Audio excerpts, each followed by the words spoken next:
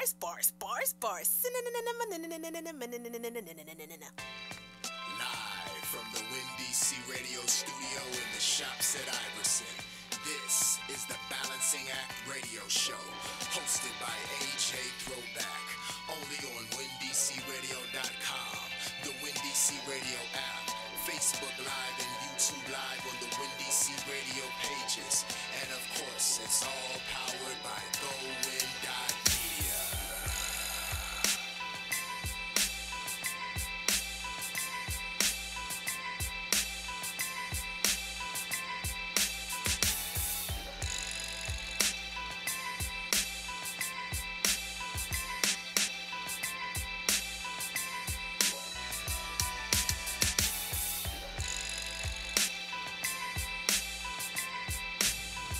Good morning, and good morning again.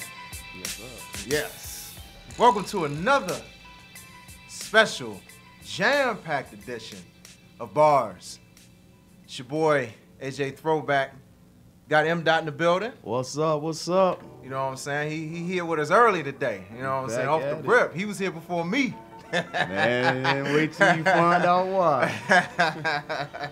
I'm trying to tell you, it's about to be a good show today. You know what I mean? About to be a real good show.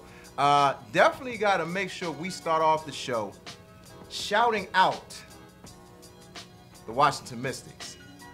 For the first time in their history, 21 years they've been in the WNBA, they were the last team who had never been to a WNBA Finals. Wow.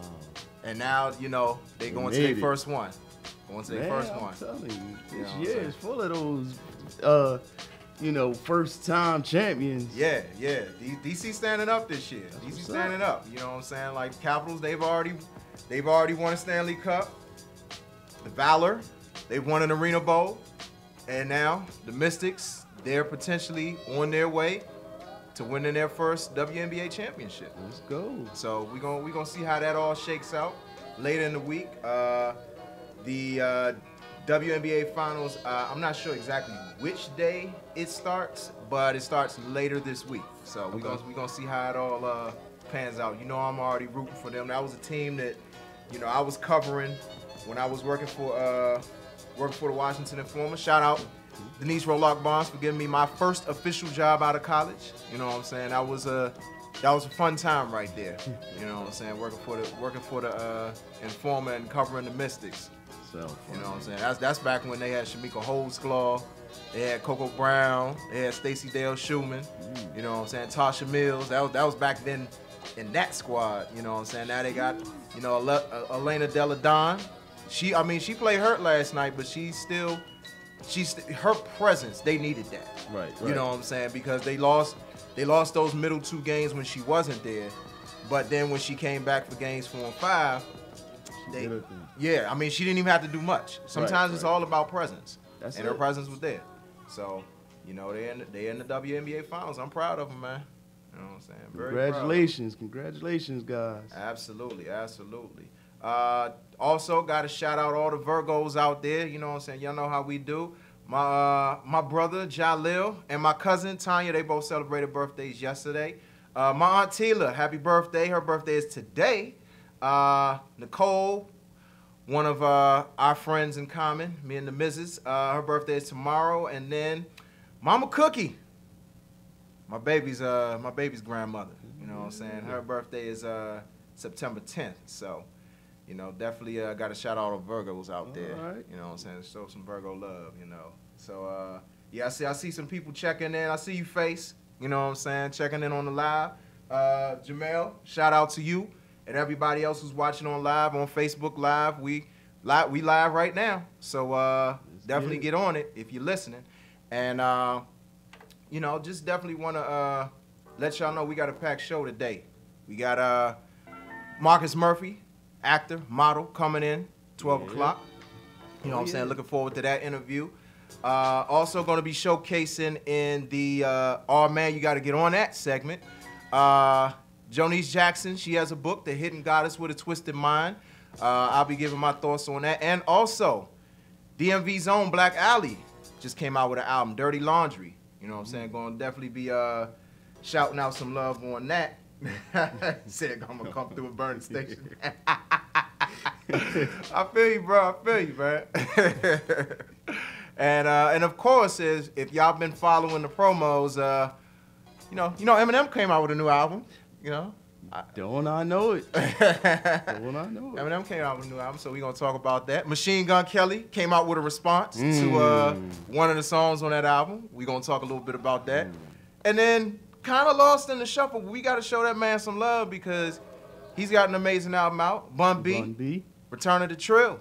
You know what I'm saying? We can't forget about that. Nah, man. You know what I'm saying? So we're going to definitely show him some love a little later on. I appreciate I appreciate everybody that's tuned in on the live, that's tuned in on the Win DC Radio app and online. We're going to go ahead and get right into the music. That's weird. But, yeah. We got to fix that.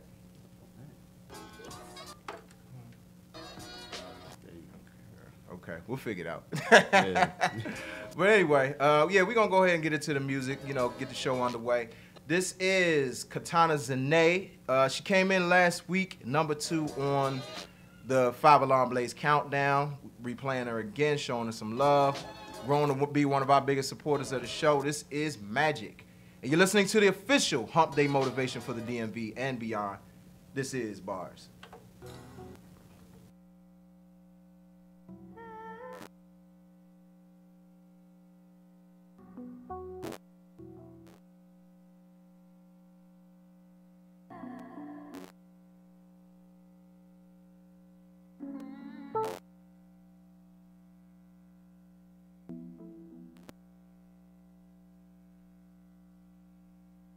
Softly, your arms around.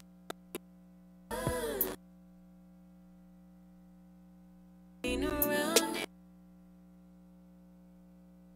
It's just something new to me. Slipping through life for the so deep. I don't want staying there. I'm a bit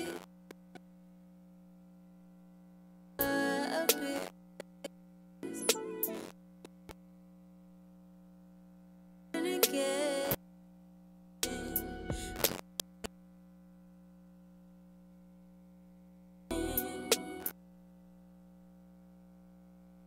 Never been all depends again.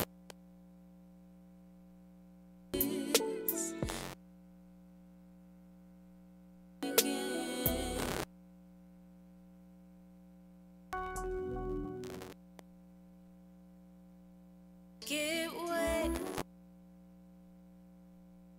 mind, I'll take.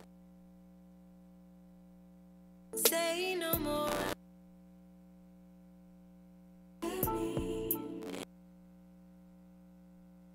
Every inch of so many pulsating movement.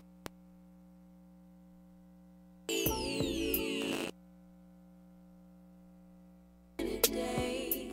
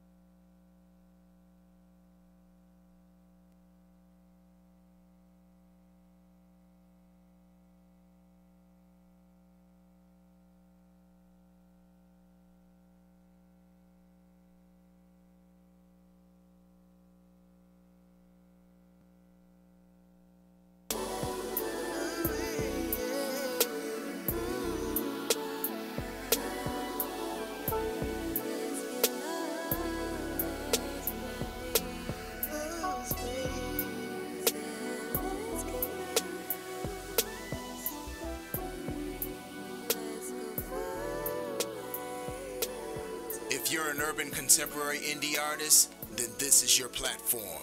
Send us clean versions of your music to balancingactradioshow@gmail.com. That's balancingactradioshow@gmail.com. Love my Aunt Francis, can't forget my older sis, can't forget my younger sis, and my big nephew.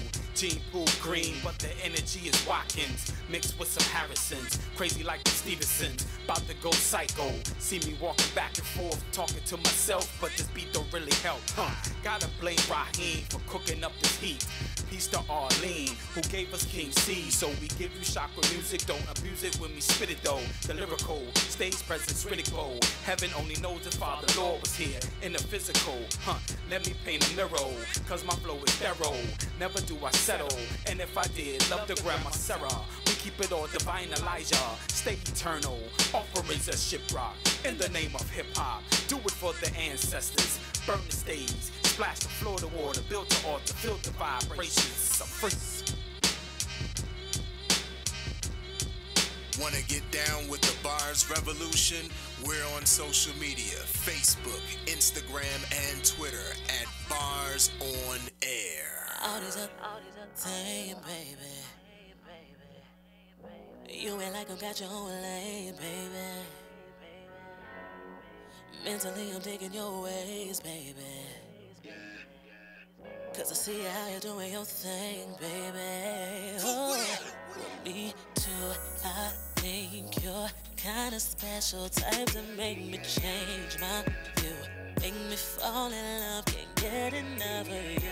I swear, so true out there. Ain't nothing for me, no one for me but you. Baby, you've been on my brain, yeah, so insanely. And though I try to get you off my mind, I cannot deny it feels so right. Won't lie, no. All I want is that real love, the kind of people be dreaming of, the kind of no one believes in. Well, me and you can achieve it, baby. Is that way too much to ask from you, baby? Swear that I'll give you all that I got, yeah. And you ain't ever gotta worry about nothing. And if you let me, baby, I'll show you something. No matter how long it takes, I'll love you. My heart belongs is only for you. Talk about us like the front page, baby. When they see us, yeah, I know they gon' hate, baby. Can't let nobody get in our way, baby. Cause loving you ain't nothing but a thing, baby. Oh, I think you're kinda special type that make me change my views. Made me fall in love. We're so true. For me, no one. Baby, bring it so insane. Gotta get you off. I can't even. So right. Welcome back to the back only on Win Radio app powered.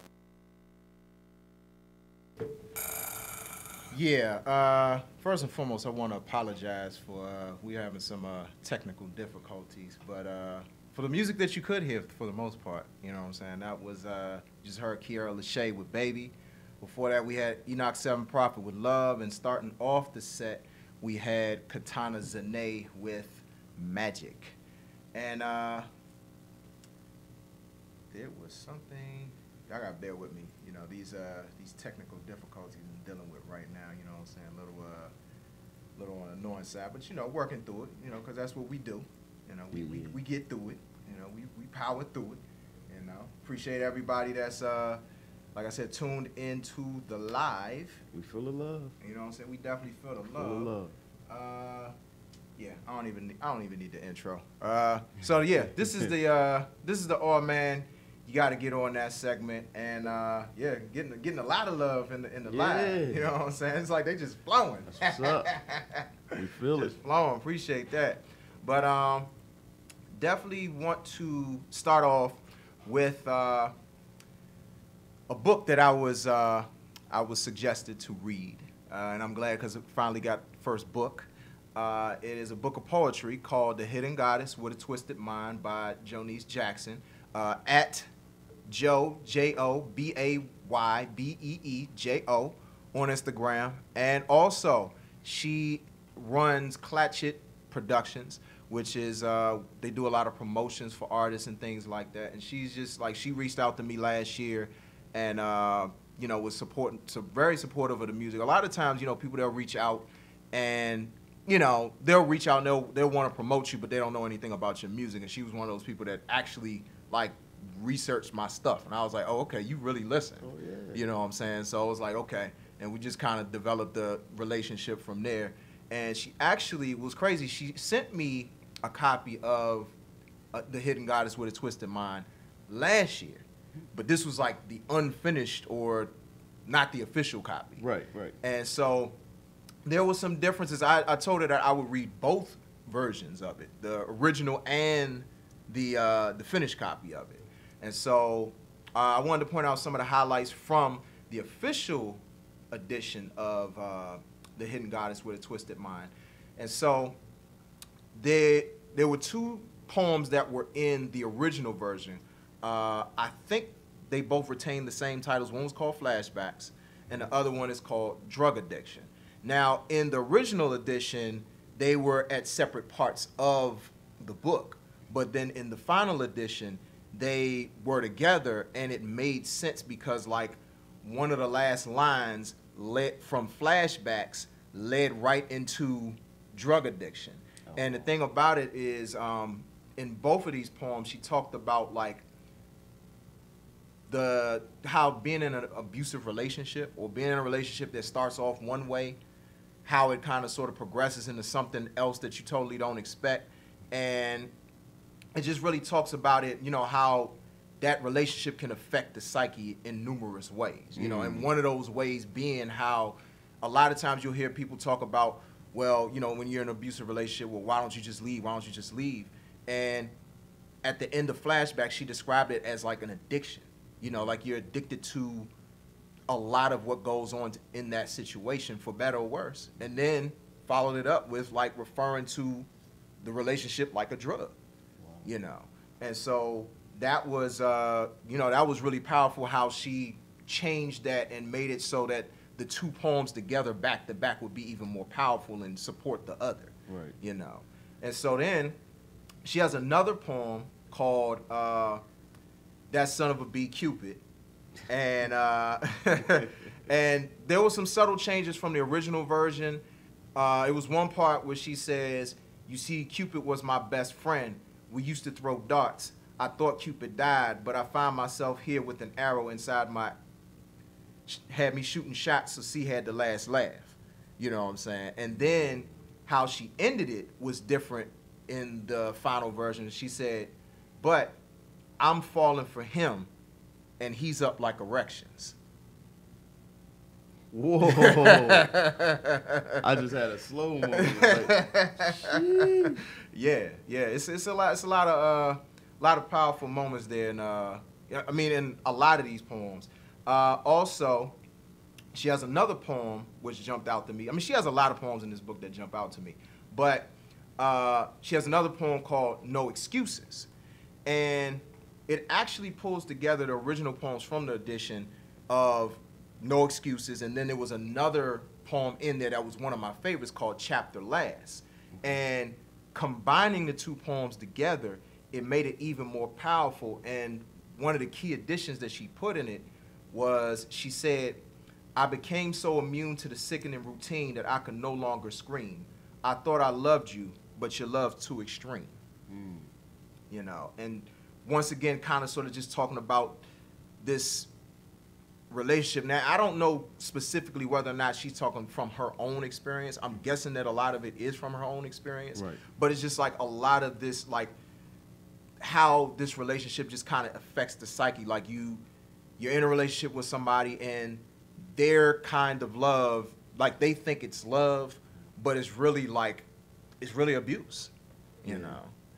That a lot of that comes from experience or, you know, witnessing certain things. It's ironic that we're actually talking about this right now because I just had a friend inbox me who was going through everything, the dynamics of what, you know, the poem just entailed. Yeah. And she's like, I don't want to say her name, but she's like, you know, this, I'm at the end of my wits right now. You know, I don't know what to do. I tried. Yeah. And I'm like, nah, you know, listen, call somebody, reach out for help. You got a little kid, you know, you can't, even though that seemed like the best option, you know, it's really not. No, it's not. It's not at all. It's not at all. So I just want to keep her in prayers, you know, keep her family in prayers. You know, everybody that's watching that can hear my voice, you know, just lift her up in prayer. Right. However you do so. Right. You know, because we don't need no tragedies. Exactly. And in a lot of instances, that's what it ends up being. It ends up being a tragedy because people, you know, a lot of times they feel stuck in a situation. Yeah. You know, and they feel trapped, and it does become, in a lot of ways, you know, they always talk about Stockholm syndrome. Yeah, absolutely. You know, and that's what it often ends up become because you end up being a captor. You know what I'm saying? Or a captive in that situation, and you end up like falling for your captor and making excuses for your captor. There you go. You know what I'm saying? So I mean, I think that's why a lot of these poems that Joanice Jackson that she has in this book, it just really shows the mentality or the psyche that somebody in an abusive relationship or in a bad relationship, it doesn't even necessarily have to be physically abusive, just in a bad relationship. Yeah. You know what I'm saying? So, and then the last poem that I wanted to highlight was one called 6 Feet Under, which to me, it was a great poem in the original version, but she changed up a lot of parts of it to make it even better, and it ended up to me being one of my favorite poems in the book, you know. And so one of the parts that she said was, reality strikes and the pain begins, twisting in my heart yet again and again, insane from the start, then sin after sin. He smiles at my blood and I cry from his grins. That last line right there, that was haunting. He smiles at my blood and I cry from his grins. That's a lot right there. That's a lot to take in. It really is. It really is. You know what I'm saying? So I definitely want to shout out Joanice Jackson for the Hidden Goddess with a Twisted Mind. It's very visual. You know what I'm saying? And a lot of the visuals, I think a lot of people, I would say women, but I think a lot of people can relate to a lot of the sentiments that are in this book. There's actually one poem that I'm going to read a portion of later in the show that didn't make the final cut, but it's one of my favorites from the original edition. But you know what I'm saying? I still want to be able to share that sentiment with everybody because it's a really powerful sentiment that I think a lot of people can relate to. You know. And so that's The Hidden Goddess with a Twisted Mind by Joanice Jackson. You can find it on Amazon, so definitely look it up, check it out. You know what I'm saying? It's a really good read. And then the next part of our feature is DMV's own. This is a band that I've been following for a very long time, since the very beginning. You know what I'm saying? Used to go see them up at Tacoma Station. They're a different band now. You know what I'm saying? Than they were back then. To me, they've evolved, they've grown, and they've found their own style, their own sound, and that's Black Alley. You know what I'm saying? They're one of my favorite bands from the city. They just put out an album, Dirty Laundry. This album was recommended to me because I didn't even know they were coming out with a new album, but this album was recommended to me my homegirl Tiffany. She's at _Queen Tiffany, Tiffney on Instagram. And yeah, there were a lot of highlights. This is one of those albums I can just play straight through. I didn't have to skip one song. You know what I'm saying? I just feel like, see, the thing is, with a lot of DC bands, particularly go-go bands, you know, it's never, and I feel like this is like this with any band. Like, it doesn't matter what the genre is, but I feel like it's especially true with go-go bands, is that it's never the same experience in the studio as it is live. And I think a lot of that because there's so much call and response, there's so much feedback that you get from the crowd, that it's like when you try to reduce it to like the studio, it doesn't always come out the same. It's still good, but it's just better live. Yeah, the but energy is different. Right, exactly. But I feel like Black Alley is one of those bands that they can do both.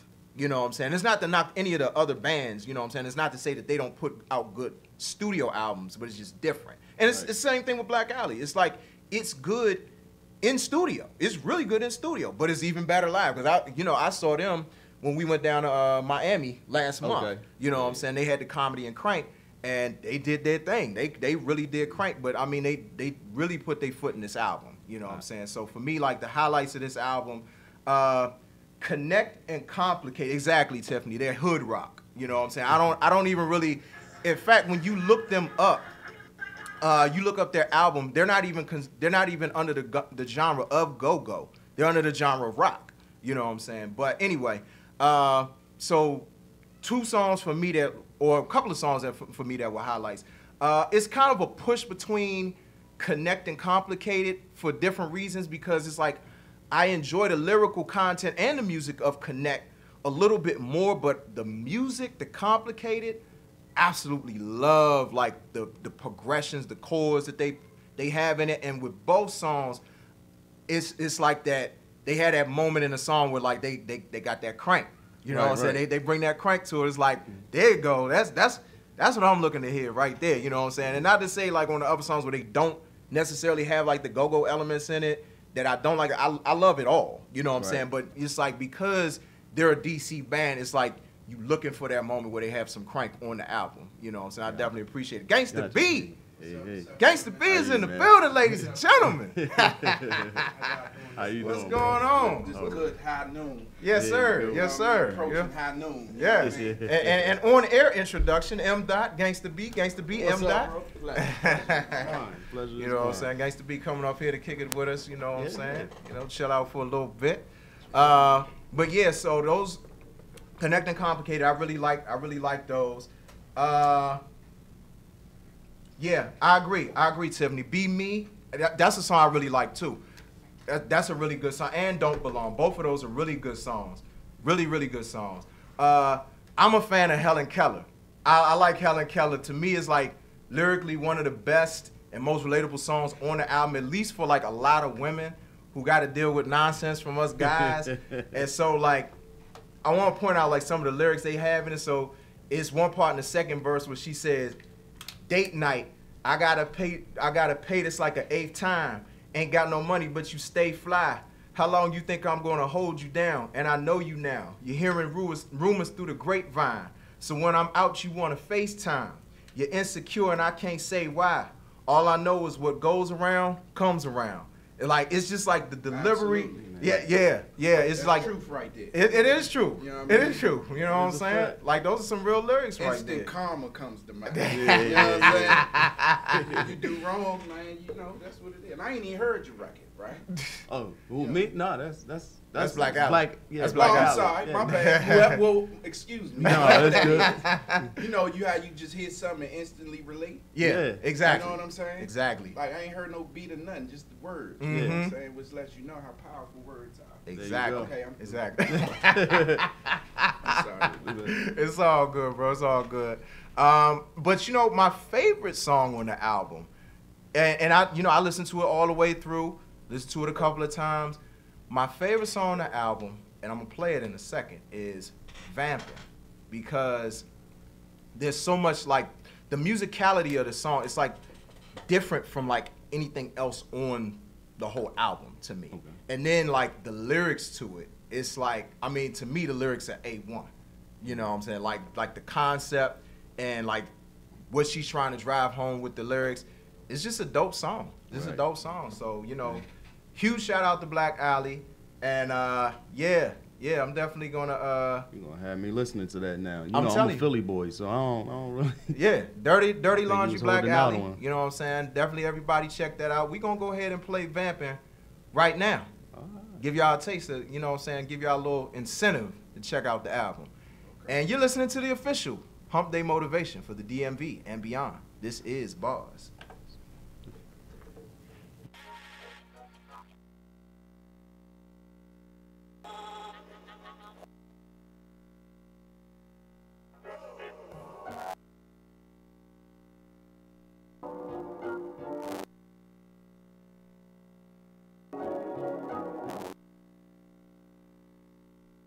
Shine.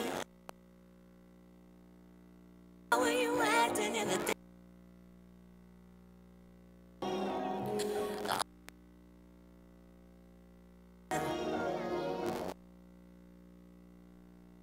For me,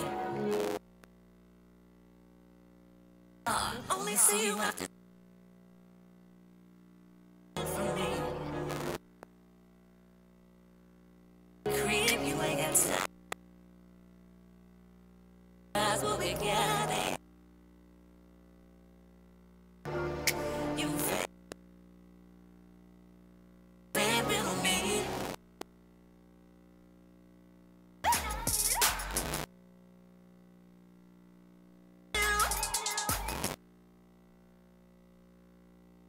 Stay. Drop you like.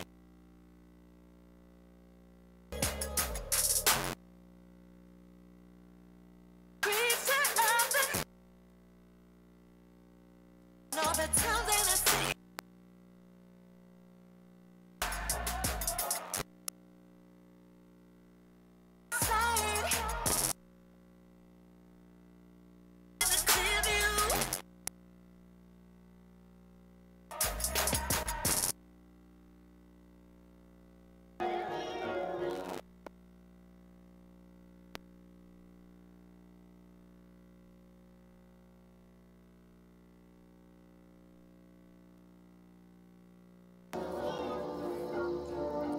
you're so cold.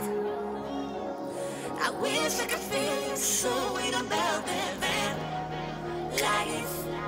Walk in the sunshine one day, listen out on these big brown eyes. You be like kissing the sun on my cheeks. Ooh, come out that coffin for me. You vamping on me. You vamping on me. Creature of the night. Count all the times that I see you. Stay out of plain sight. Drop you lying there, starting to clear you. Creature of the night. Count all the times that I see you. Stay out of plain sight. Drop you laying inside in the clear view.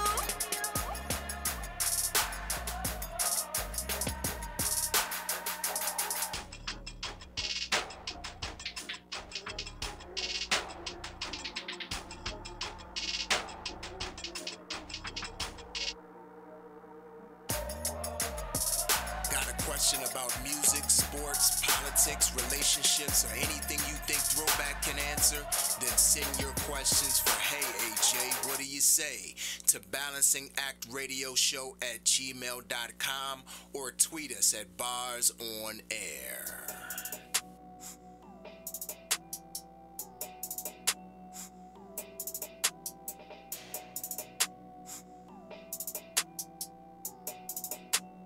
Club wildin' out, everybody getting shot. Get a drink. Get 'em shot, shot, shot, shot. Drink. Pop, pop, pop, pop. Rock service when we hip hop. We too busy getting lit, we ain't dying tonight. We too busy getting lit, we ain't dying Bartender bring it back tonight. around, let 'em shot. Get a drink. Get 'em shot, shot.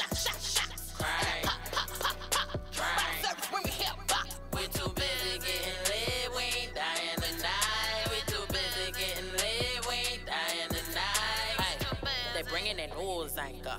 They brought out the crew and camera. They creeping in slow mo, calling poke on the low. That why we too busy to speed. Yeah, we too busy to breathe. Yeah, we too busy to fight. Too busy living a good life.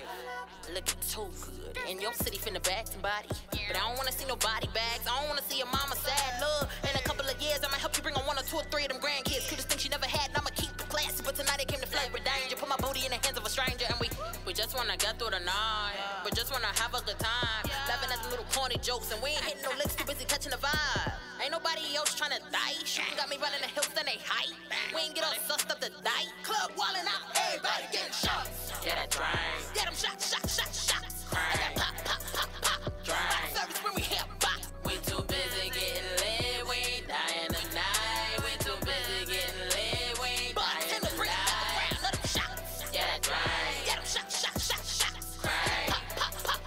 Drink. Service when we hip hop. We too busy getting lit. We ain't dying tonight. We too busy getting lit. We ain't dying tonight. Hey, they bringing in news anchor. They brought out the crew and camera. They creeping in slow mo, calling poke on the low. That why we too busy to speed. Yeah, we too busy to breathe. Yeah, we too busy to fight. Too busy living a good life. Like I was gonna call you alright. Like I was gonna come through the night. Might give you a taste of bite. If you keep on whispering things that I like. But I'm too busy, bro. You know how it be. I keep it low key, the ugly wanna fight. And the lame try to ruin the nights. To all of my people get hype, yo. The funerals, I keep it G cause every ain't nobody else tryna get all sussed up to die. Get them shots. Service when we hip hop. And the night we do. Let them shots.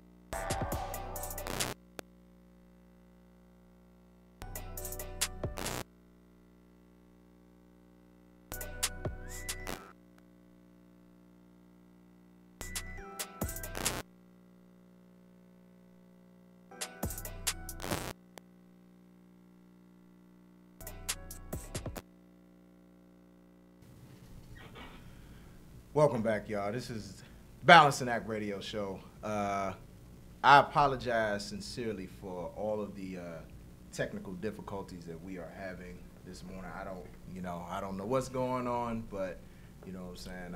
Like I said, I apologize that I'm not able to hear all of the music clearly. But in that set, we did play Tamara Bubble with Too Busy.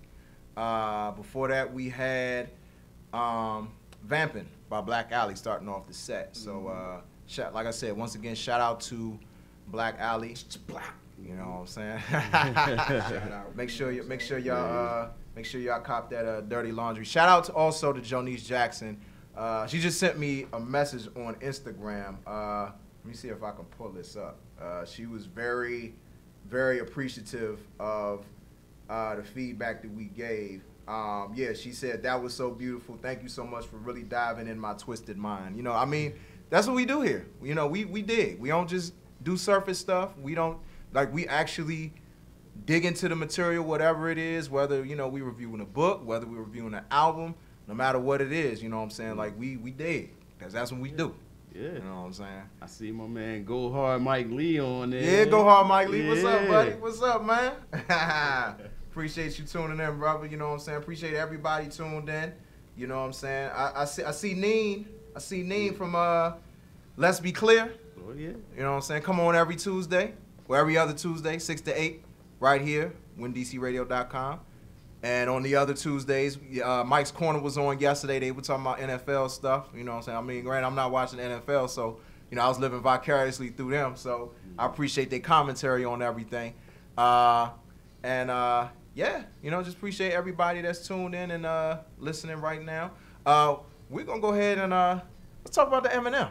Let's talk about Let's it. talk about the Eminem. You want to kick it off with Yeah. your thoughts? Absolutely. First of all, we have to take into consideration the name of the album. Mm-hmm. The name Kamikaze Yeah. speaks volumes. Yeah. Now, with that, you know, it could be one or two things. Mm-hmm. You know, we always have to think, is a crafty dude. He is. You know, He so even it may seem like something simple to us, Mm-hmm. but there's a method behind it, behind his madness. Yeah. So let's get into that word kamikaze. Kamikaze is what they did in World War II, the Japanese fighter pilots. Mhm. You know, what they did was they loaded aircrafts with explosives, Yeah. and they literally committed suicide by flying those planes into our battleships. Mm-hmm. How number one, how can you stop something like that? Right. When they're willing to kill themselves Right. Exactly. to win a war, Exactly. you know? So I had to sit down and I had to think about it. I'm like, this could do one or two things to Eminem's career. Mm-hmm. I think he's at a pivotal point where it's at its peak. Yeah. So it could either, one, break past the peak that he's already reached, Yep. or two, it can cause him to go down in a blazing glory. Like, Right. I mean, it can end him. Yeah. You know. It could. It So you have to dig deep and you have to really travel and go into his twisted mind. could. Right. Ha. Twisted mind.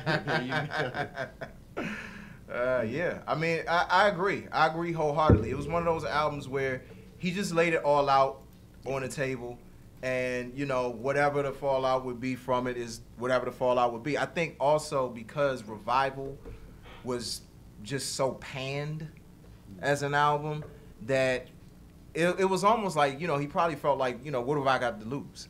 You know what I'm saying? Absolutely. Like I go more so back to being the Eminem that everybody praised so much at one point, you know, and potentially, you know what I'm saying, tank my career even more, or I rise to the occasion. Yeah. And the thing is, you know what I'm saying, for better or worse, I mean, people are talking. Yeah. Oh yeah. You know, and but I've seen a lot of people who not really feeling the album, but I've seen more people who are. Right. You know right. what I'm saying? And I'm one of those people. I actually think it's his best album since the Eminem show. Yeah, because, Relapse and all, man, he was losing me. He was losing me a bit. And I'm an avid Eminem fan. Yeah, same here. You know, Same here. You know, so when he puts out material and you're kind of disappointed at it, it's Yeah. like, oh man, Yeah. I feel almost like MGK. Let's go back to the 8 Mile when, you know, when he had Run Rabbit Run and Right. you know, exactly. and all exactly. of those. So it's like, Mhm. Yeah. look, Go Hard Mike is on there, man. Yeah, yeah. Yeah, so I want to point out a few of my favorite songs from Kamikaze. So one of my I feel you on that, Calvin. I feel you on that. We gonna get the MGK in a second. We gonna get to that in a second. So on Not Alike, now it's funny that Calvin Smith, shout out to Calvin Smith, he pointed out Machine Gun Kelly.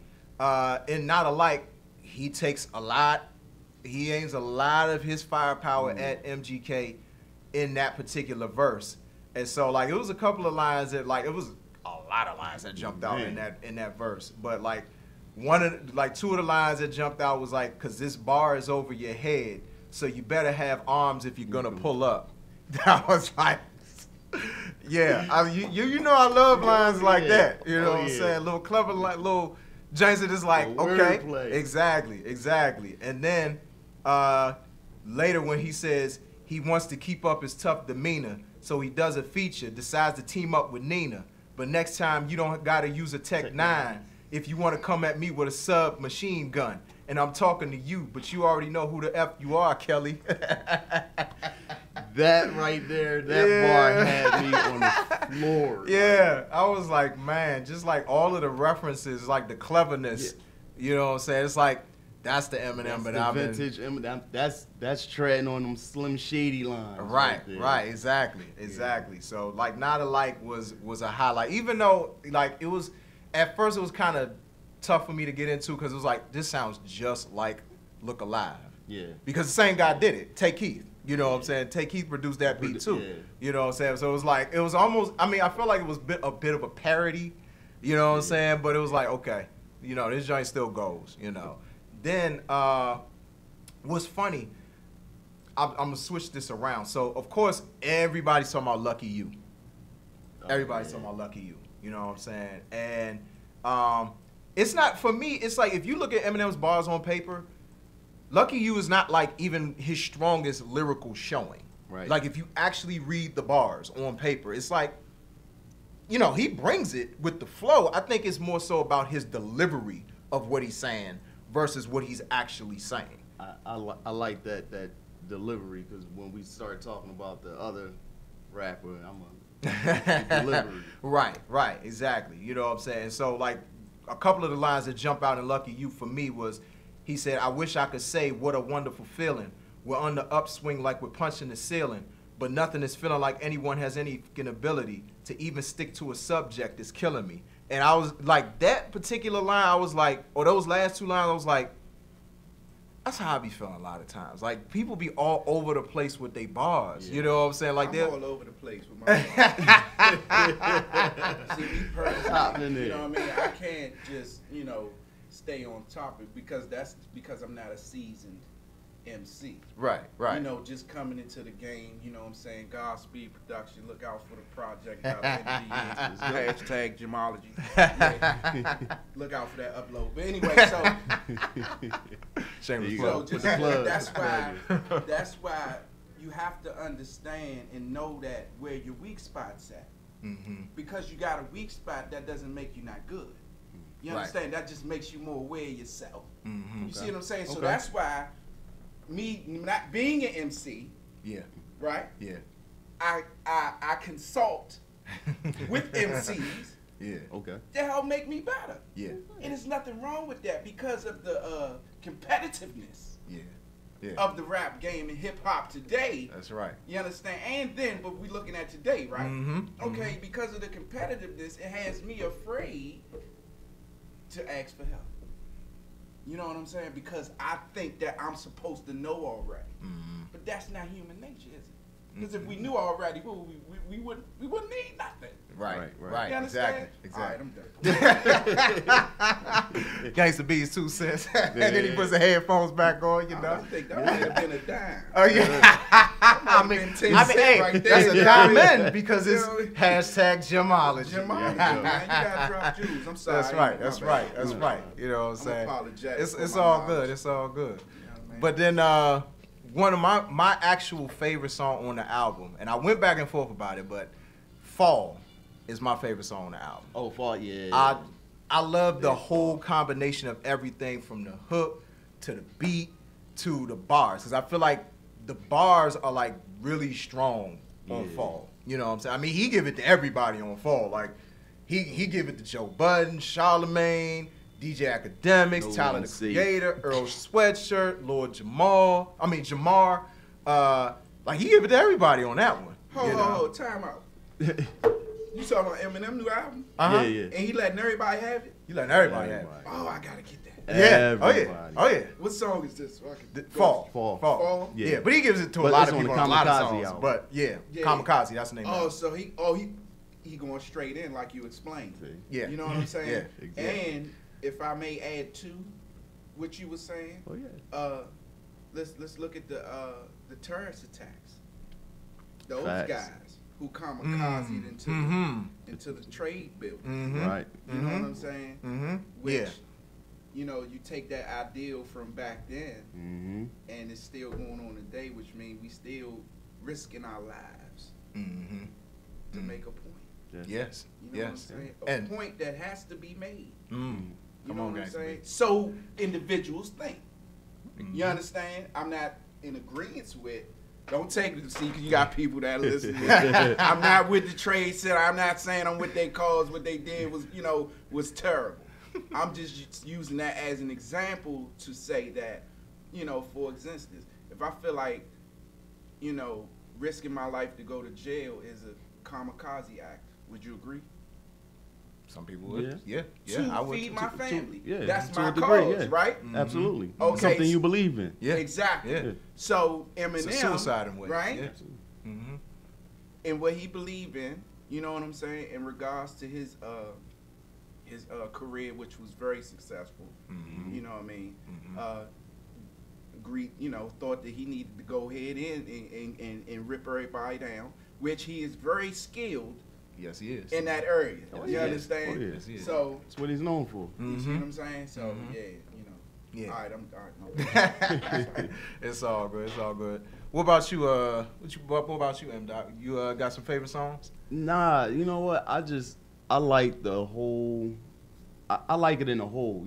Just to see him getting back to the old M. Yeah. Yeah. Where he took shots at people. That was his Slim.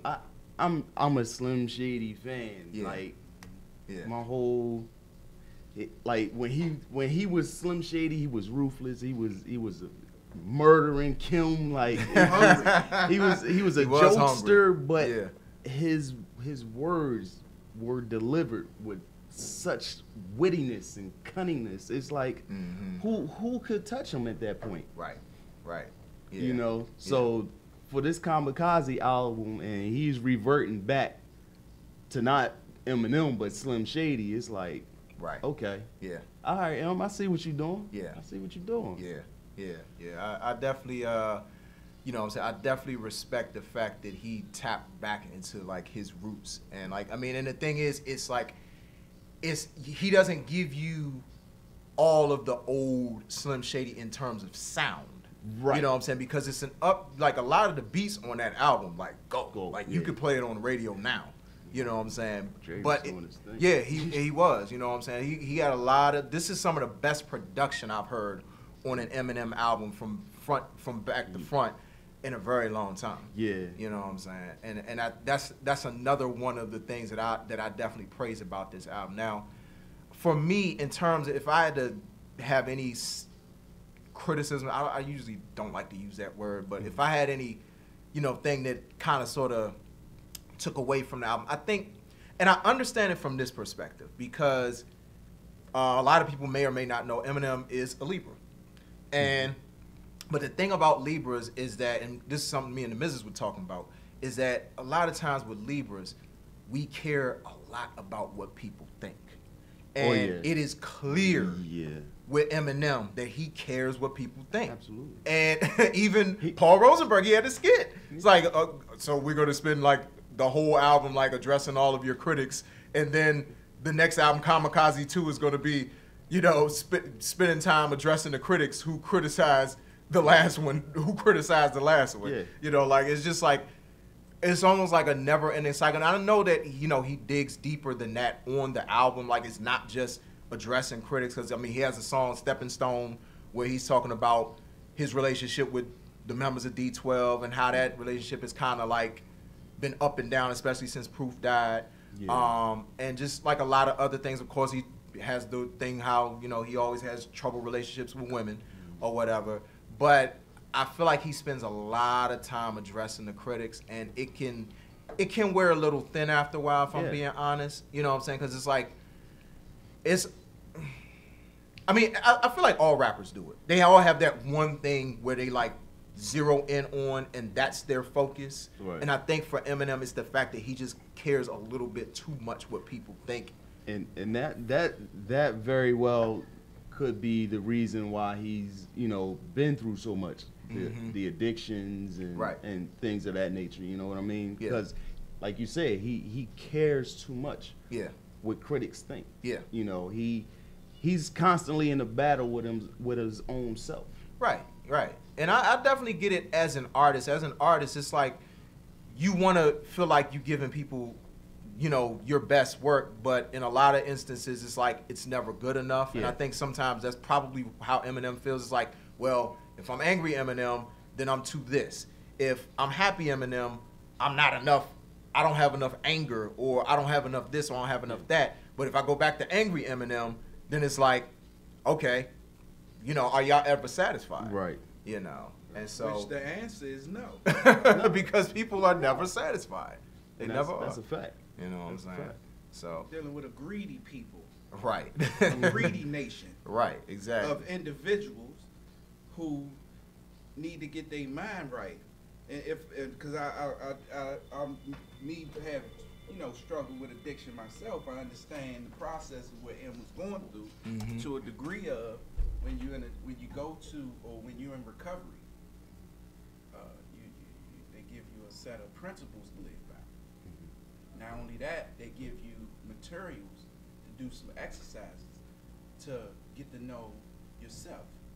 Because a lot of times, and I think I spoke about this on Breakout Kings, shout out to the Breakout Kings Monday nights. 8 to 10, you know what I'm right here on saying? WinDCRadio.com. And a couple of points I was trying to address was everybody got issues. However, don't allow your issues to hinder your future. How do we do that? Well, this is one way. Find out what happened. Now, drugs and alcohol is not a solution to anything. However, if we get indulged in that and it becomes addictive behavior, what happened? What happened before I took the first one? Yeah, You understand what I'm saying? yeah, So, if people can take some responsibility and, you know what, this happened and it was my fault. If I can claim responsibility for the part that I play in things, your humanity and self will get better. You understand what I'm saying? Like you'll start to behave better. You'll start to understand humility. You'll start to understand forgiveness. You'll start to understand people's ways. You'll start to understand that I understand that that's not you, the way you conducted yourself, because you didn't know better. You understand what I'm saying? Right. right. So, once we start to, get back to, teaching one another how to, gain more knowledge of self, get better as people. Yeah, yeah. All right, my bad. That was, I'm sorry. Well, I think we were basically just used to him hitting the ground running. Yeah. When he first made his entrance, it was like, yo, hi, who's this? my name is. Right, and You know what I mean? if you catch me if I'm wrong, but he actually made a statement in reference to "Hi, my name is." He said, "I will never be as great as Hi, my name is." Right. Right. And I mean, he put it out there. That's big shoes to fill. It is. It is. You know? Absolutely. We didn't see. I mean, we see white rappers come out. I ain't trying to be racist or prejudiced or anything. Right. No, We it is seen what like it is. It's your just Marky truth. Marks and your Vanilla Ice, but when Eminem, when Marshall Mathers came out, it was like, whoa, Right.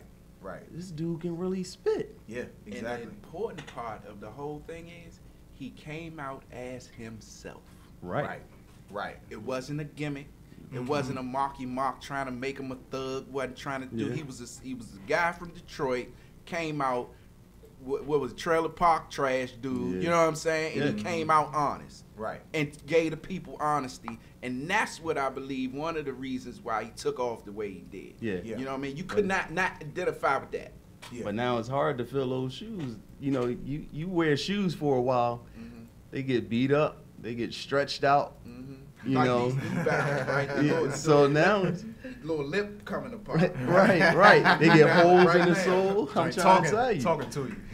So it's hard, and when you buy those new shoes, the fit just ain't right. Right. So we take that, I use that as a metaphor to his career. When he came in the game, fresh sneaks, he was hitting the ground running hard. Right. Right. As he become this entity, as he develops, that's adding miles to the shoes. Right. So now I think he just went out and tried to purchase a pair of new shoes and came out with Kamikaze. So it's like, Yeah. you Yeah. know, You know, they broken in. You know, they like you ain't even gotta break them in that much. Yeah. They are. Or They're you perfect ever fit. had some fresh shoes in the closet that you forgot you had, and you start cleaning out your closet, and you find them joints. You're like, oh yeah, I remember these, Yeah. and they still clean. Yeah. You know what I mean? Right. Oh, I'm out to rock these, and I just bought an outfit the same colors, not knowing. Yeah. He You cleaning know what out I his mean? That closet. you know. Right. Right. So let me put on these joints I had from back, from in the closet, right? Yeah. Huh? Right. You know what? I love each and every one of you. Just came in, but I love you too. I miss this, man. Yeah, I'm sorry. yeah. My bad. It's all good. It's Excuse all my good. blurts, man. It's all good. Well, we gonna pick up this conversation. We're gonna try to pick up this conversation a little later on. We probably be playing a little less music today because of the technical difficulties we've been having. But we got Marcus Murphy in the building. We're gonna take a quick break and introduce him properly on the other side of this quick break. And we'll be right back with the official Hump Day motivation for the DMV and beyond. This is Bars. When DC Radio brings on your Google Play app, Android, any of your past iPad Mini, or any mobile device to win DC right.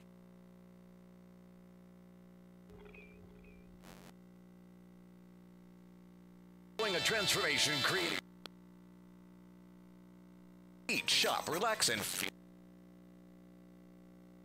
KSF mixed-use property. Located inside the Beltway. DC. It's an exciting projects are ongoing. Community Hub, DMV. Early summer featuring new restaurants,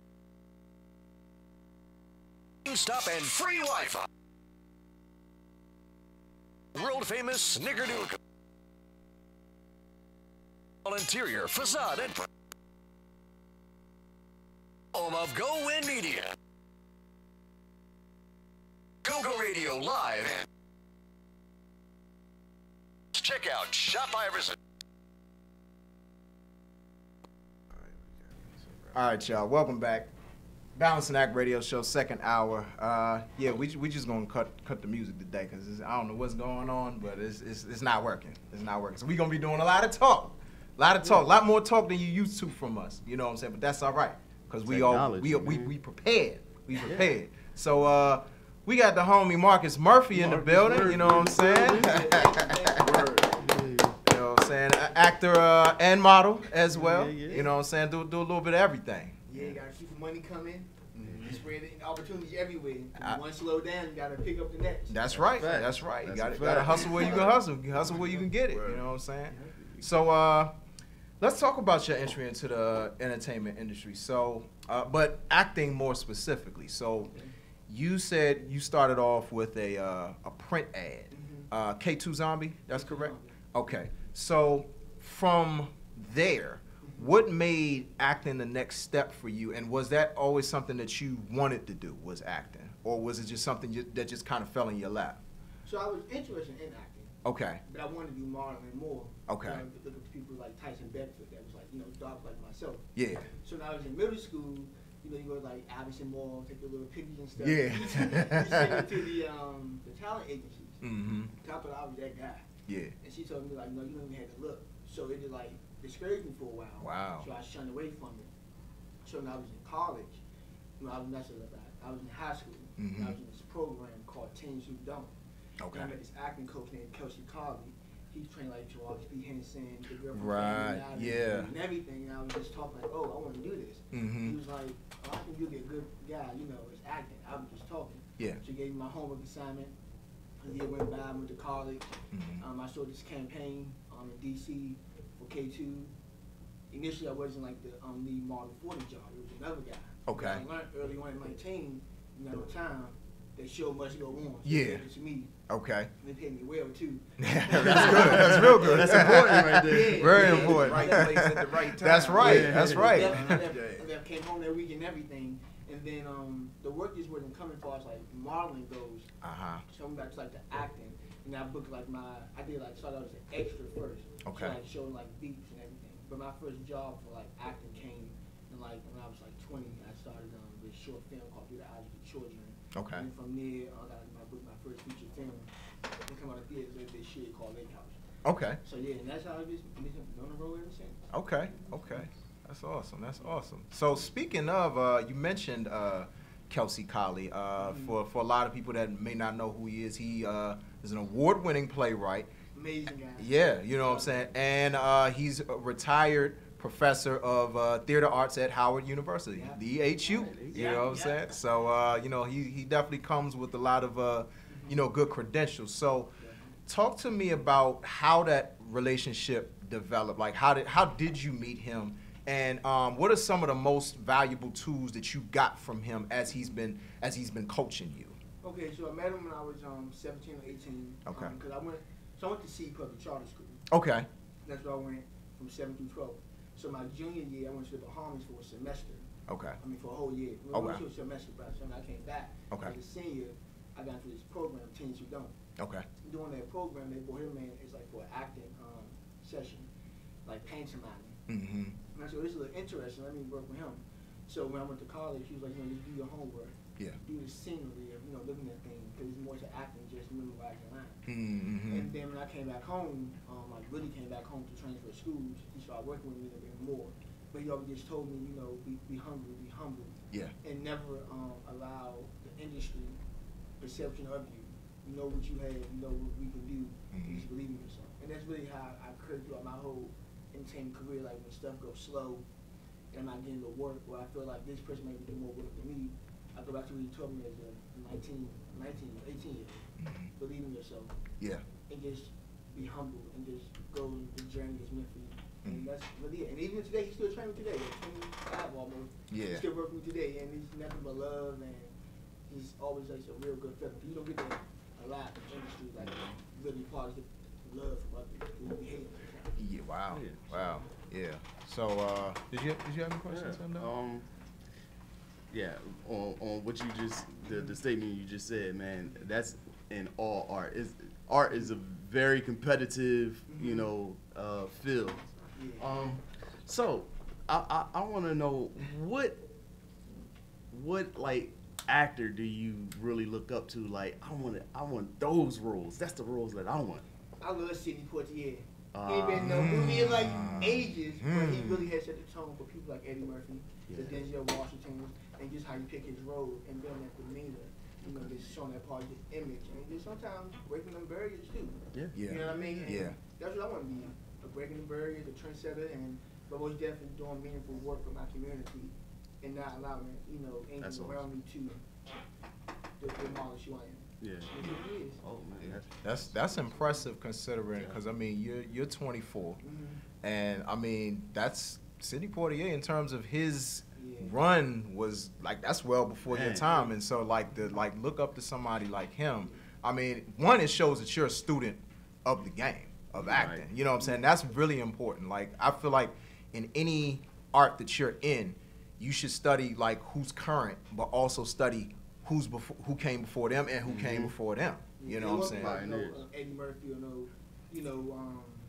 Denzel Washington. People love him. I like Denzel too, don't get me wrong. Right, same here. But he's definitely, Sidney Poitier is that guy who I always look up to, and I go back to like the 40s and 50s. And I want to do it one day. Yeah. My grandfather, give me an extra part. just to soak in that vibe there. Yeah, that's amazing. That's amazing.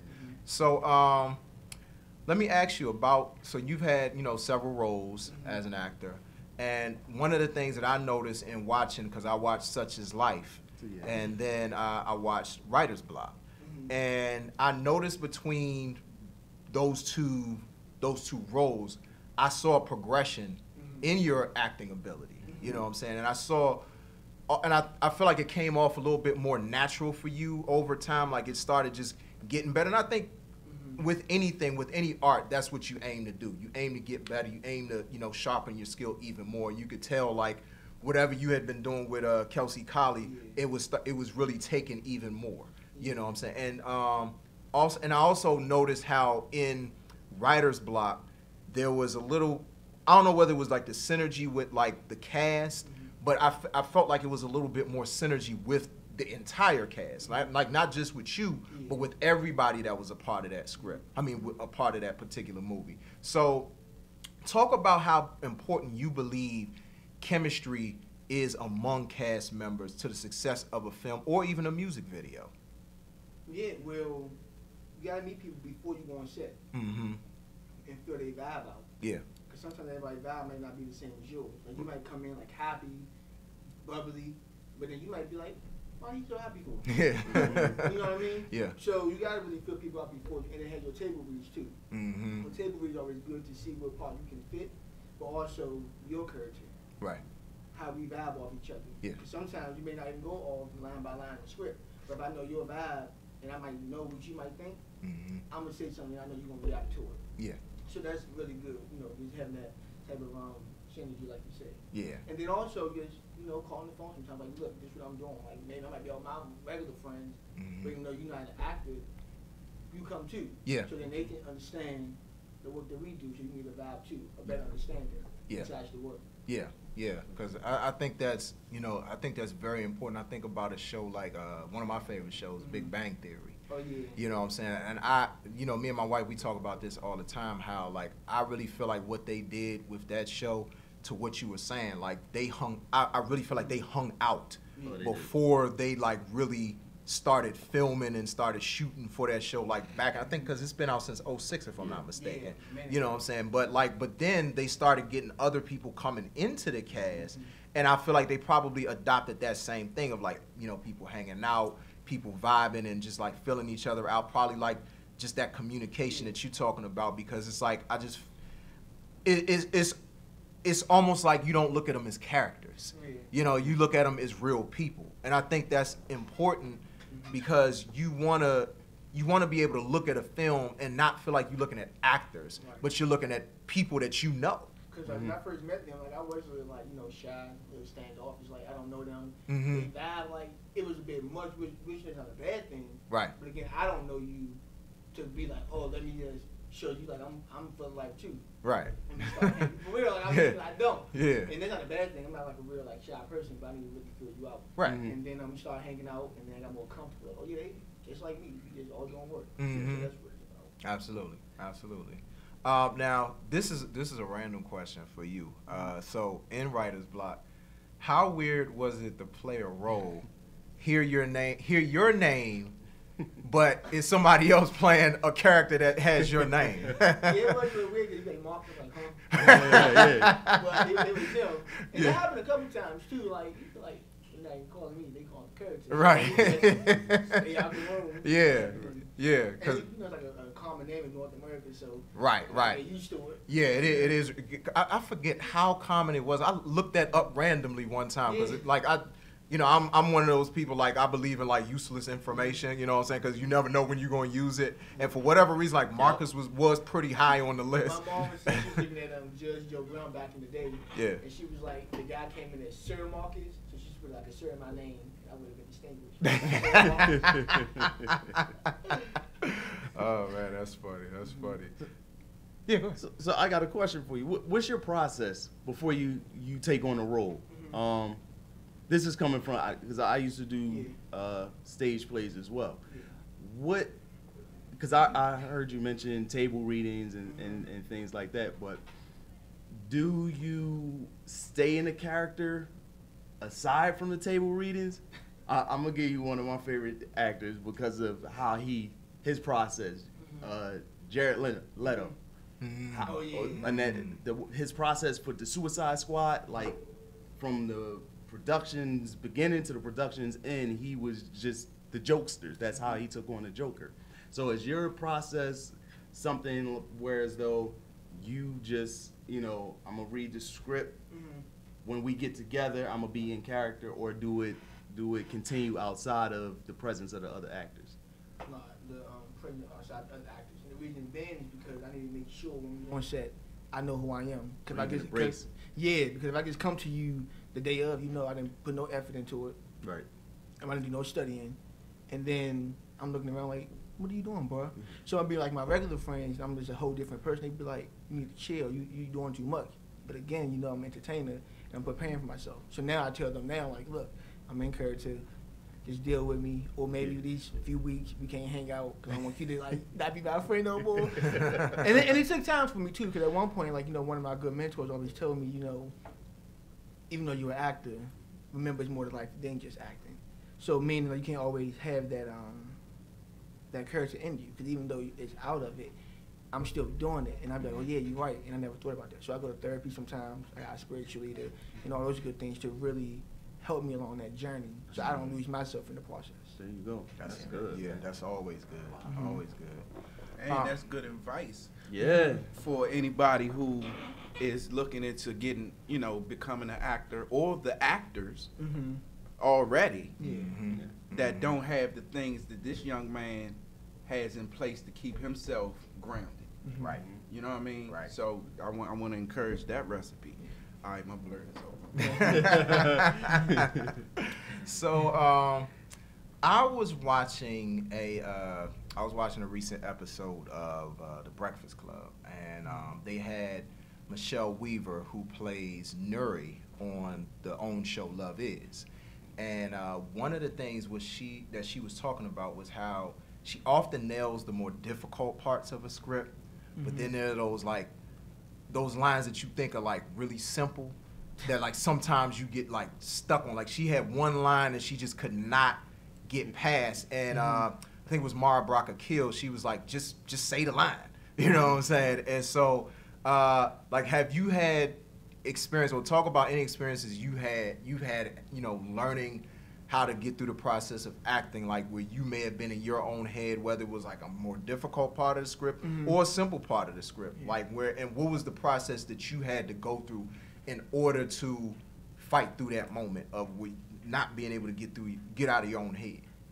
I'm working on film now, actually. Okay. It's like a paid in full kind of film. Okay. And to me, you know, I'm reading the lines, and we meet for rehearsal. And he's like, well, that's good, but I need you to say it this way. Okay. And I'm like, I am saying it that way, you know. But even though I might take it one way, from the outside looking in, you don't really know. And we had to go over it like 10, 15 times before I got to the point he wanted me to be at. And I was getting a little frustrated and like, you know, I want to quit. But it's like, in order for you to be the best, you have to keep going through stuff. And sometimes, you know, you can't be like, well, Marcus would say this if you portray somebody else. And it took us, like I said, 15 minutes. And then once we like to do the notes, like objective, subjective, underline this, highlight that, go over that again, it made more sense. But in the beginning, I was like, bro, you're doing a lot. Yeah. Like, you're doing a lot. But I get where we was going as each act. He went to a conservatory school. Okay. So I get where we were going, but it's hard sometimes. Yeah. Because again, like, you might take it one way, but the way it has to come out for the audience is like, oh, okay, I get it. Right. Yeah. Go ahead. You pointed at me too. Throw that in there. So, what I want to know, have you ever encountered a role that compromised you morally? That's a good question. That's a great question, Gangsta B. You know what I mean? Like a Far as role, what? like you read something like, I don't agree with that. But you may have done it anyway, or had to say, well, I'm not comfortable with this role. I might have to fall back on this project. So, or this, you know what I mean? Have I? I have, actually. Okay. I never, you know what, I have. And I think in the beginning it's because, like I said, the money, not really looking at myself as an individual. Right. And actually the show is for TV One, actually. And it was for TV One. In a particular scene, it was for like a sexual nude type of thing. You know what I mean? And I'm like, I'm not no porn star. But I said, I'm gonna come to work anyway though, because maybe it might not really be to that, you know, extent. And I'm before I go into details, I want to just say, you know, I know as I do my job as an actor, some stuff you can say yes or no to. Right. And if it's a good message behind it, you do it. You feel me? So I've never, like, you know, say I'm up against it. But looking back, though, I wish I didn't do it because it was like I was young. You know what I mean? I didn't know the people around me, like the actors. I mean, I just met them that day on set. Yeah. That's secondly. But then I have like a mom. I have friends. I got like little cousins. You know what I mean? So even though you may know me as a job, I'm a human being too, and it can really hinder you from certain things. Right. And that's something I had to learn as I'm going like from 21 to 22. So some stuff I get, I can't do that now because to me it's more over sexualized than the actual message. And I'm not like like I said, no porn star at all. You're not gonna prostitute yourself for no damn message that does not glorify. Right, no. I feel you, Dave. Right, so now, as an adult, as a more seasoned adult. Be real about it. Yeah, oh yeah. As a more seasoned adult, as a more seasoned actor, every script I get and I read through it, I always pray first, though. I always pray first. Tony, I ain't say it. No, you did. You know what I'm saying? I ain't say it. He said it. You was waiting You know what I'm saying? I know it's coming. Always got to alley-oop that. Yeah, You know what I'm saying? Oh, yeah. You do that. You know what I'm saying? I always pray first, and I say, okay, and I always see like, why are you doing this? What is the message you're trying to get out? Because if you're doing it just for like the monetary stuff, then it's not for you, bro. But if you're doing it to get the message out there, and you can really be successful at doing it, get it. And then from here on out, like I said, my spiritual leader and like praying and going to my therapist, the roles I get now are more fulfilling. Are more good for my community, not only for me, but for people that's black like me. Can be like, wow, I can do that too. And I'm more happy with the stuff I'm doing now as an adult than I was when I was like 23, 22, 21, 20, and 19. Yeah, I really am. Yeah. And it seems as though by you studying, like you say, Sidney Poitier. Now Sidney Poitier paved the way. Most definitely. And I applaud, and I'm thankful that you taking on the same attitude of paving a way. You know what I'm saying, to the young people that will subject themselves to do anything for some money or some fame. Right. You know what I'm saying? So that's you definitely have to have boundaries. Yeah, absolutely. And morals, man. That's important. And it's okay to say no. Like I'm learning now in the process now of telling people no, not only for work, but even friends too. Like no, like I can't no, like no, because you doing no. No's an anointed word. It really and it's hard. Like it's hard. It's very hard, and I'm learning that. But I have to do it because if I don't, you just gonna keep trying to try your hand. You know what I just thought? You can't spell anointed without no. You can't. You can't. It's right in the middle. Now you like that one? You like that one? That one. You might take that one. Absolutely. Me too. Take that to work. Oh yeah. Me too. You gotta use it wisely. Use it wisely. You know what I'm saying? So yeah, sometimes I can drop a gem here and there. I'm not the good Reverend Doctor over here. Knock it off. You got a pocket full of them. Sometimes you gotta take one out, shine it up. There you go. Take it with you. That's right. That's the point, though. You know what I'm saying? Because we have, people coming behind us and in front of us who do not know, like we kind of alluded to earlier. You know what I'm saying? So we need people to be able to stand firm in morals and values by the grace of God, biblically. You know what I'm saying? And then, take it and so, because we got to show them. You know what I mean? A lot of this is everybody, you through the years, we heard a lot of this. Right. We heard less of showing me. So now we got to show in our conduct. Right. You know what I'm saying? Is important. You know what I'm saying? We got to show in our conduct. Everybody got to act like they're from Missouri. The Show Me State. That's right. Yeah. Like one of my good friends, he's based in Maryland. He's a filmmaker and everything. And he just created like this new show about black inventors. And I never even knew like black inventors really existed because in school you don't learn about them as much. Yeah. You really don't. Like for example, I thought Thomas Edison created the lights. Come to find out, it was Louis Latimer.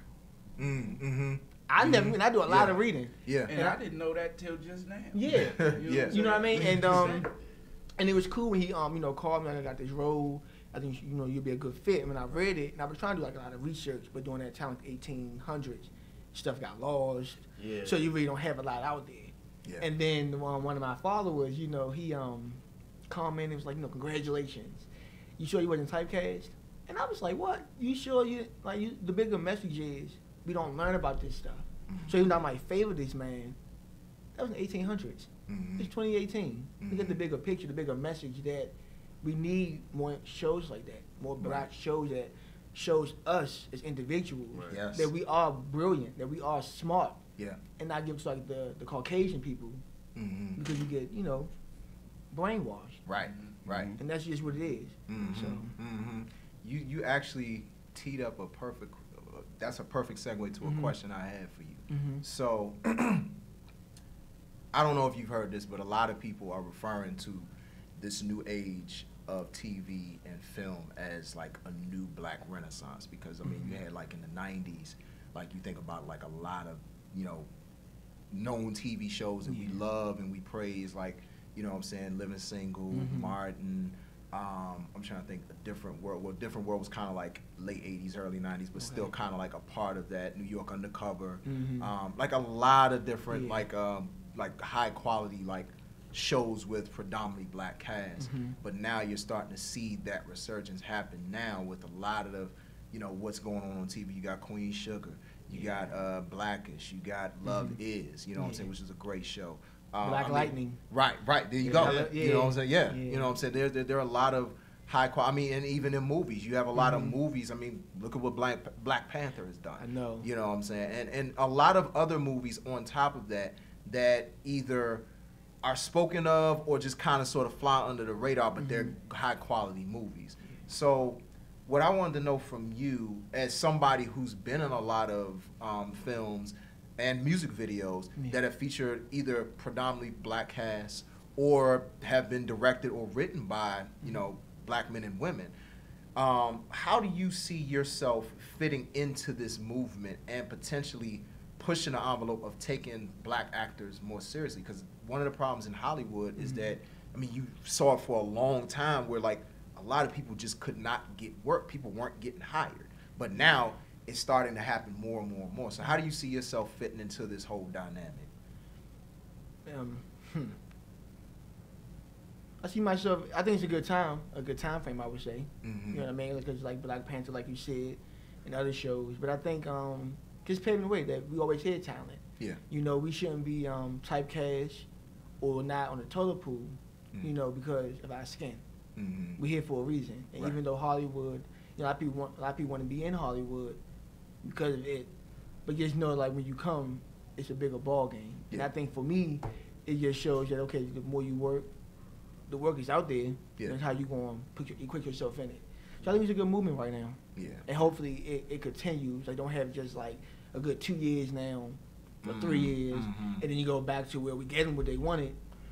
So now we got to go back to the standard way. No, keep going, keep elevating up, keep leveling the platform. Yeah, agreed. And I think what also helps in this particular era versus back in the 90s is that you think about like the networks that we had. You know what I'm saying? There was really only at that time BET. Yeah. But now you have BET. You have, I mean, now granted BET isn't like all the way black owned, but still like it's still a network for us. But you have BET. You have OWN, you have Aspire, you have Bounce, you have like all of these different, and of course TV One. So you have all these networks that really open more doors for more programming. So especially like what I've seen out of OWN, specifically because I just Queen Sugar and Love Is just kind of sort of jumped to the forefront of my mind in terms of what they're doing, and you just really do hope that this momentum continues, that there are more opportunities for like not just in front of the camera but behind. Exactly, because that's the thing that a lot of people don't talk about is how for the longest time in Hollywood you couldn't even have like black cameramen or camera women. You didn't even have like the dolly grips or like a lot of these other things, like these jobs that people don't talk about behind the scenes that a lot of us weren't getting. Yeah. I know I've read an article about Ava DuVernay. DuVernay. And they were saying, she only employing black, women behind the camera and black writers because when she was trying to break into it was male dominated. So they're trying to scorn her for doing the same thing for women. But then I don't think it's a bad thing. I feel like she hiring black people. You know what I mean? I'm not gonna say she never gonna allow black women to write on her show. I'm not gonna say that, but in the day, this her moment, let her live. Yeah. And then when the opportunity is right for a man to write, Right. then Right. okay, come on board. And Yeah. vice versa, even like for a man or for a woman, you know what I mean? So Yeah, because I mean the thing is, you go ahead. Oh, go ahead. Oh my bad, I keep. No, that's cool. That's cool. That's cool. From what I'm seeing on TV and film, Mm-hmm. a lot of days, it hurts my heart. And let me tell you why. You see a lot of soft porn on television now. You see a lot of homosexuality on TV, where a lot of things are being portrayed as it's right or it's okay. And I'm against it 1,000%. And I really want to ban BET for a lot of stuff I'm seeing that they, because the thing is, for me, imagery, put it like this, I have an issue with my son looking at what's supposed to be a harmless station, was supposed to be a station for my people, but they blatantly showing them abomination, for lack of a better term. You understand what I'm saying? Yeah. I'm not with it. However, it's some good programming out there. Not to say there's not no good programming, but I have to, at some point, we have to, man, we got to get it together. And somebody has to say, like and you know, okay, I remember when I was talking about we need to do less of this and more conduct, and in that regard, they both need to walk together, conduct and speech. You understand what I'm saying? Because, like I say, it's not all right. It's not all right. And, you know, I ain't gonna sit here try to, you know what I'm saying, play devil's advocate or act like, you know, it is, but, man, at the same time, man, somebody got, come on, man. Enough is enough at some point. Now, why would somebody, and then another thing, like, you can't promote, now race is, you know what I'm saying, every white person is not a devil, every black person is not a revolutionary. So we, at some point, we gotta show unity for the right things, for values and morals, because values and morals have no color. You know what I'm saying? None of it does. I love to see a Latina, you understand me, and a Caucasian and a black be able to work because their talent precedes them, not because, okay, I'm starting an all black, such, you know what I mean? I mean, what are you saying? What type of message are you portraying? At the end of the day, come on with it. That's a real difficult and touchy subject to kind of, you know, I understand your view and I respect it. However, just like if we go to Iverson Mall and we go shopping and we got the big and tall store, but you're not big and tall, you don't go in that store, you bypass it, you go to the next one. Just like television, you know, oh man, what's this on TV? If I don't like that, you know, I'm not going to partake in it. I'm not going to watch it. I'm going to change the channel, because here's why I say that. There are a lot of people.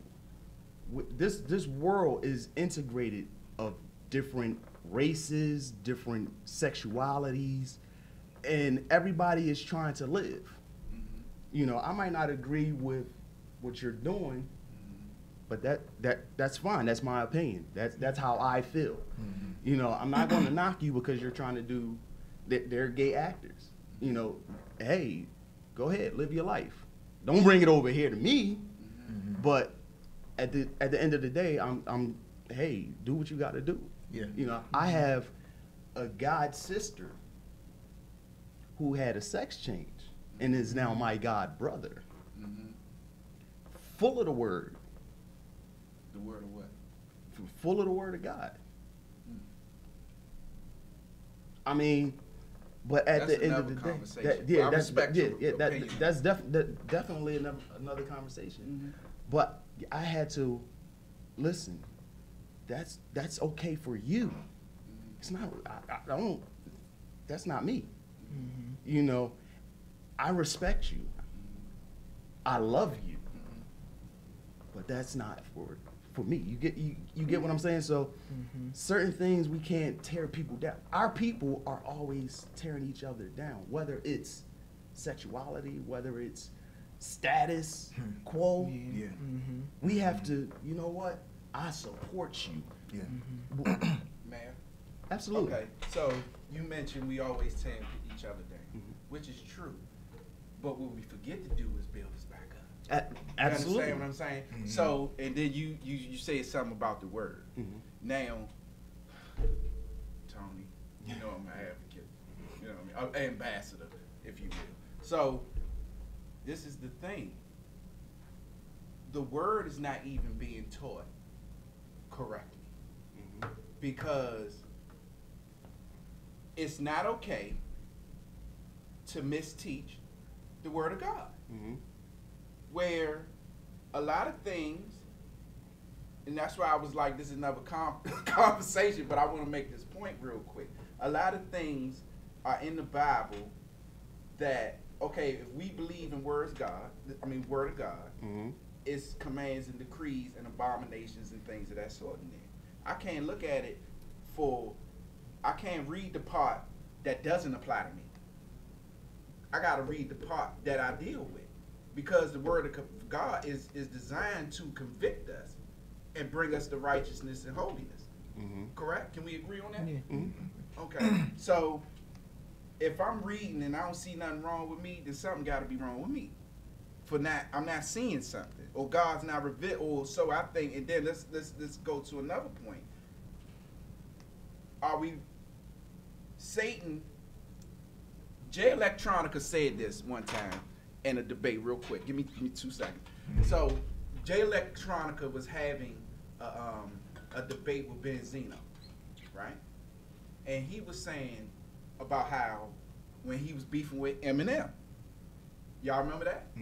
Okay, now he was talking to Benzino like, Slim, you don't even know what's going on with you.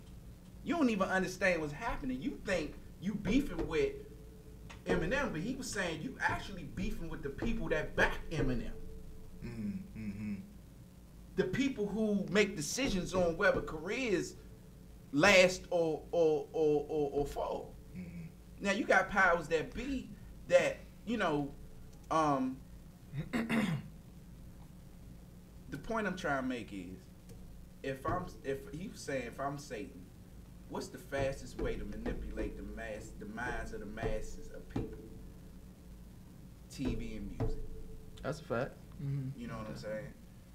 And that's why it goes to my point when I was saying about, you know, a lot of imagery is going on to fool us. That's just like imagery with white Jesus. Me, for instance, I'm guilty of that because for some reason, because I've been shown a white Jesus all these 40 years I've been on this earth. When somebody say Jesus, my mind automatically goes to that white guy. But I have to recondition my thinking to understand it. You know what I'm saying? That's not who he is. And then what that does in turn is, or what could do is, it could taint my belief in God's word and say it's whitewashed and this, that, and the third, and it will turn me away from the word because wicked people took it and exposed it and tried to do things to it, so I won't believe it. You understand? So I don't know where I was going with that, but that I'm sorry, my bad. See, I blurred it again. My bad. You know what I'm saying? But I mean, I'm not gonna knock nobody for what they doing, but at some point, we got to get back to the truth. That's my point. You know what I mean? I'm finished. Okay. All right. My bad. It's cool. And it's cool. You know what I mean? I ain't. You know, I'm just. Oh, that's just. no. Listen, man. That's what makes living life worth living. Everybody don't see the same thing as we see it. You know what I mean? Everybody has their own views, their own opinions. Because me, I'm gonna tell you, I'm straight Corinthians, 1 Corinthians, My man. love. You know what I mean? Love covers a multitude of sins. So, I mean, I live by that. Right. Yeah. You know, love is patience. You gotta have patience. Yeah. Love is kind. You know what I mean? You can't. You can't do that. Listen, I understand that's what you feel. Here is why I don't feel that way, or here is why I don't support that. You know what I mean? It's not about just. Can I ask you something real Absolutely. quick? How do you feel about the beatitude of long suffering? The beatitude of long suffering. I mean, long suffering. It speaks itself. It's you know, we are. Most people come into to certain things, and it's okay for a minute. We can do that. You know what I mean? Oh, I've been sanctified and stuff. You hit the ground running. But it's not, like the scriptures say, it's not for the swift, but those that can endure. So long suffering, it suffers long. Right. You get me? I got you. I just wanted to see, Yeah. because we'll have a conversation later. Oh, You know what I'm saying? But my bad, Tony. I didn't, because I usually do that. I'm my bad. Yeah. I didn't mean to turn it Now to a you got two gospel of us show in here. or nothing like that. I apologize for, whatever. But Marcus. Marcus. Yeah, but Marcus. Yes. Let's get back to Marcus. Yeah. Let's do that. It's cool. So this is I wanted to ask you a couple final questions or whatever. So one of the things that I wanted to ask you was, I noticed another thing I noticed is like when you're in music videos versus like, I mean, it's obvious, like when you're in a music video, you don't have lines, you know what I'm saying, unless it's a scripted music video. Whereas like, in movies like or TV, you have lines. Yeah. And I've always been one of these type of people that always believes in your physical or your body language can do more acting for you than what you say out of your mouth. You know what I'm saying? So, like, do you believe that body language, like when you're acting, is as important as what you say out of your mouth, or even arguably more important? Almost definitely. Yeah. Because you're not having no lines, the audience has to be able to see what you're emoting. You feel me? And create the scene around you, because you don't really know what's going on. You know what's going on in the music video, but you have to know your part as an actor.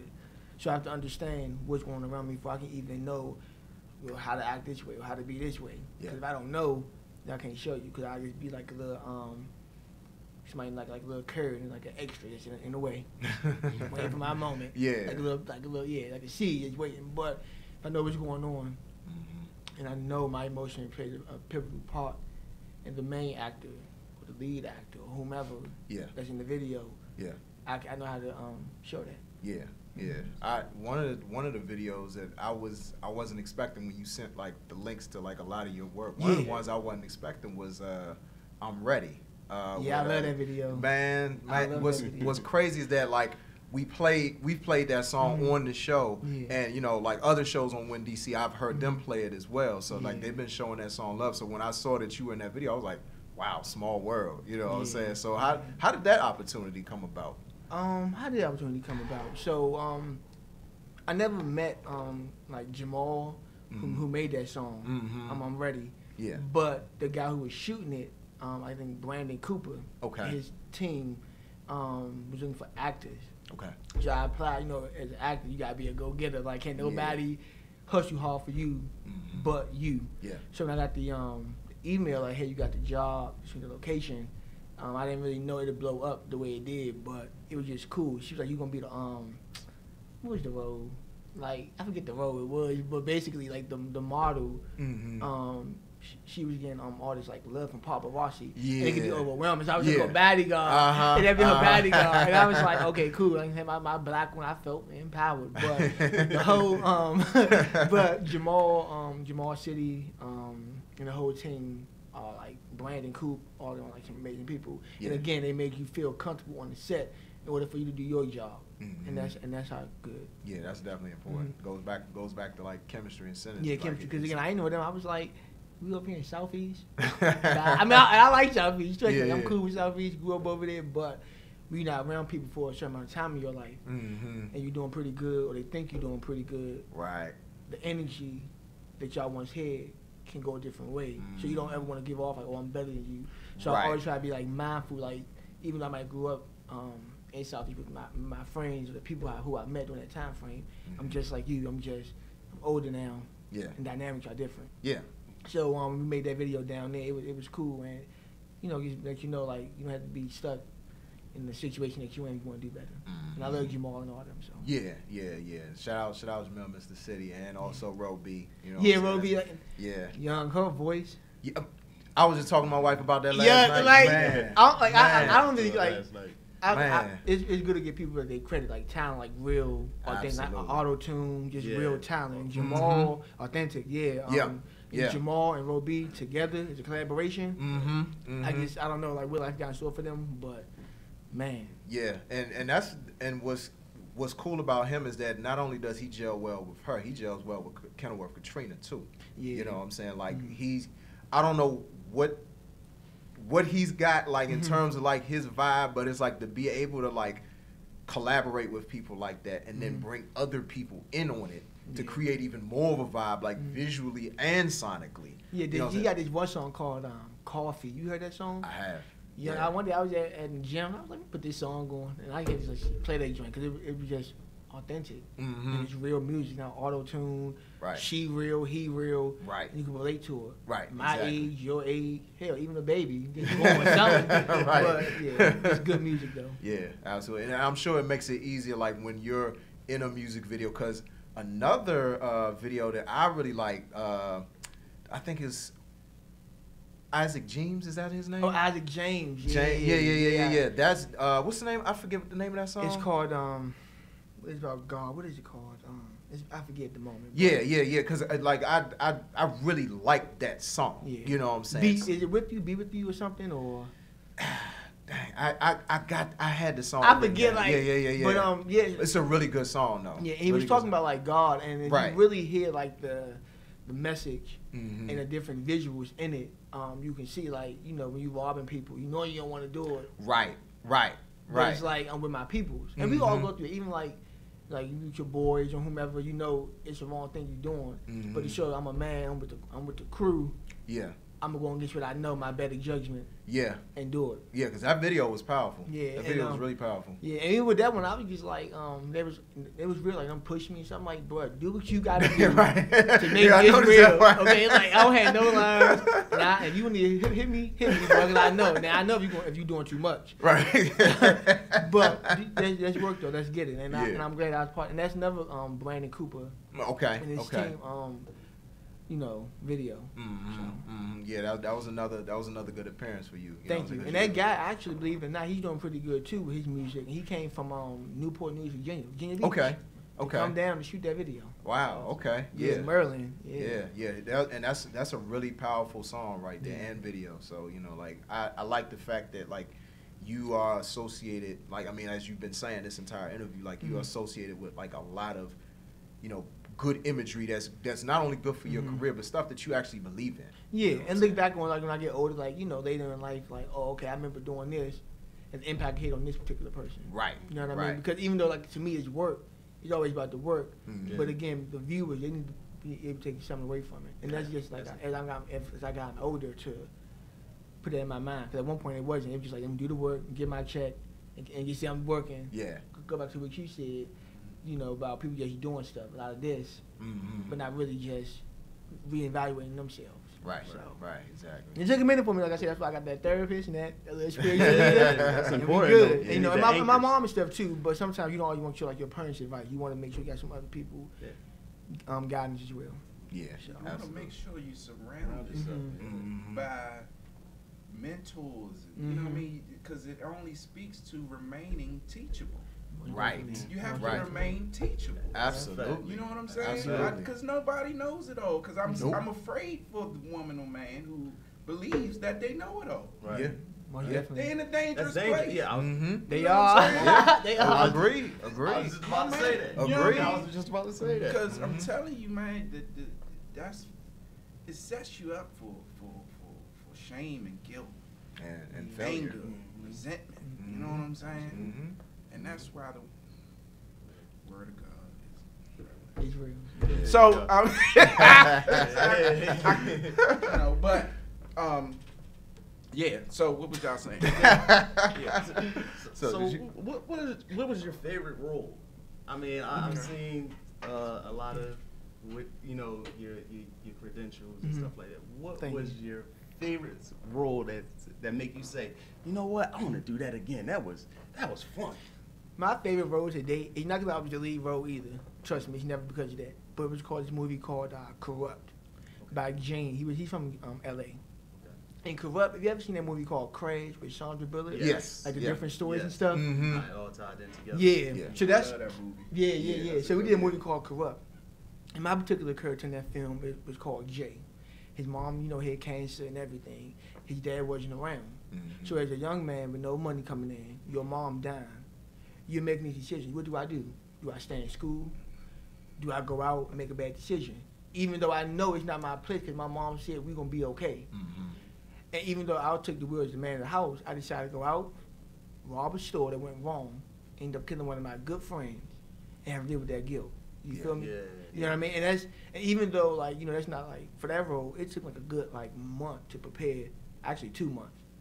Because again, I'm not a smoker, I'm not a drinker, but I had to go do those things, suppress myself to that, in order to make that particular character know what he was going through. You know what I'm saying? Then the crazy thing about it, my mom, she was for a colonoscopy, and I remember she was like, I was like, what? Cancer? All it was cancer. And I was like, wow, it really do come into full circle. She didn't have it, but at that moment, I was like, I'm gonna quit my job.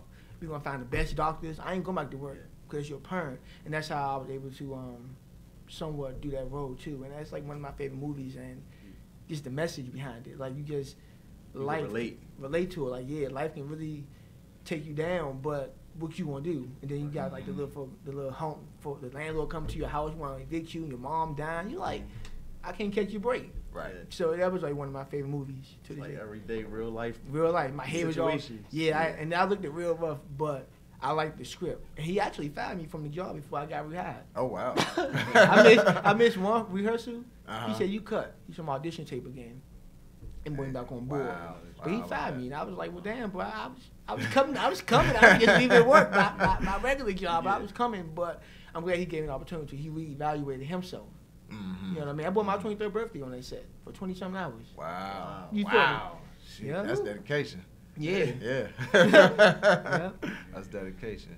So let everybody know your upcoming projects that you have that you got going on, and also let everybody know where they can connect with you on social media. Okay, so what I got coming up now, I'm working on a movie called Greed and Guilty. Okay. Directed by Dwayne Etheridge, produced. He also gonna be starring in it. It's like a modern day short film, paid in full. Okay. So I can't really say too much. Right, got you. But I think it'd be really good though, and I'm actually studying hard. Okay. My second film is called Savage, produced and directed by this guy named Baruch, and everything. So that'll be out later this year, next year. Okay.